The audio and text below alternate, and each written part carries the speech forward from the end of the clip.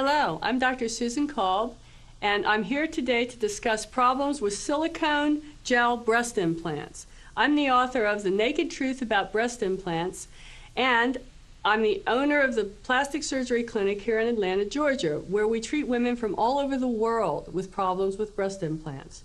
Basically, these medical devices do not last a lifetime, as Dow Corning indicated in their product literature.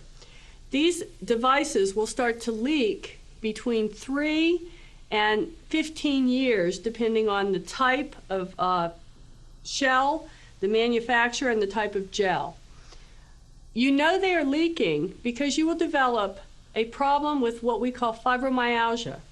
Fibromyalgia develops because of chemical toxicity. There are many chemicals within the silicone, about 30 chemicals, many of which are neurotoxins and carcinogens. These chemicals, as well as the silicone, leak into the body and can cause frank autoimmune disease, fibromyalgia with fatigue, muscle ache, mental clouding, problems with immunity leading to mold infections in and around the implants, bacterial infections in and around the implants, and eventually, when the shell ruptures, can lead to lymph node enlargement and actually can lead to lymphoma, a very malignant kind of a lymphoma, which until I started removing the abnormal lymph nodes, the majority of my patients dying in this practice died suddenly of a malignant lymphoma. Now that I've been doing that, I have not seen any lymphoma, and therefore I feel it is important to remove those affected lymph nodes. Usually there are only 1 to 5 lymph nodes, and since you have about 22 lymph nodes per side, we do not cause lymphedema, except we need to be cautious if the woman has had a axillary lymph node dissection for breast cancer. Of course, many women with breast cancer had reconstruction with silicone gel implants, and as such might have silicone blocking the few lymph nodes that they have on that side. So basically, we do recommend removing the lymph nodes if they are involved, and usually you can tell because you can feel up in your armpit and feel if you have a firm nodule there. You aren't supposed to be able to feel normal lymph nodes, so if you feel something there, or if you have tenderness there, chances are there is silicone in the lymph node. Now, silicone that leaks out causes more problems if it gets infected. Infection is often seen when women get massages or otherwise rough handling, like with some mammograms, or after trauma, car accidents, any chest wall trauma. You can see infection. Within just a few days of the trauma, the women get systemically very ill, very poisoned, as a matter of fact. They feel terrible and they get pain in their chest wall.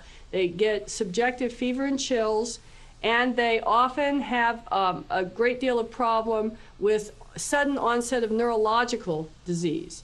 The neurological disease can be dizziness, it can be numbness, and eventually motor problems involving the arms and even the legs. Some of my patients with severe problems with their silicone breast implants come in wheelchairs because they're unable to walk. To date, I've gotten every single patient out of their wheelchair. And they often come in with misdiagnosis of lupus or multiple sclerosis. They have neither. They have chemical poisoning from silicone and the chemicals in the gel, and they have biotoxicity from fungal elements that are growing around the implants, in the lymph nodes, and even in their body. Women with implant disease have systemic candidiasis with yeast overgrowth in virtually any part of their body, and it's very important to treat this at the same time. So when you come to Plastico Surgery Center to get your explantation, we will do everything we can to get your insurance company to pay for the explantation unless complications of cosmetic surgery are excluded by your insurance company. If so, it will be self-pay. Some patients also would like to have a mastopexy, especially if the implants are very large or if their breasts were droopy before the surgery. And other patients would prefer to have saline implants put back in. Please see my other video on this site for problems with saline implants, for they too need to be changed out every 10 years. Breast implant patients often want saline back in because they don't care to have tissue transfer or a flat chest, and this is understandable. The future of breast implants, however, will probably be stem cell your local fat, and other items like hyaluronic acid or other things that are injected serially over time to create the breast, may be able to create a breast 1 or 2 cup sizes above what you currently have. Now, this breast will not need to be changed in any way. It will grow with you, and if you lose weight, it will lose weight as well. This is probably the future of breast implants. But for now, silicone implants, it is difficult to tell if these implants are leaking. You cannot tell by any known test. MRI does not detect leaking, and MRI does not always detect rupture. So therefore, it is important when you have silicone implants to have them changed out every 10 years. And you might want to consider saline implants, because saline implants, at least if they develop a leak, you're going to know it.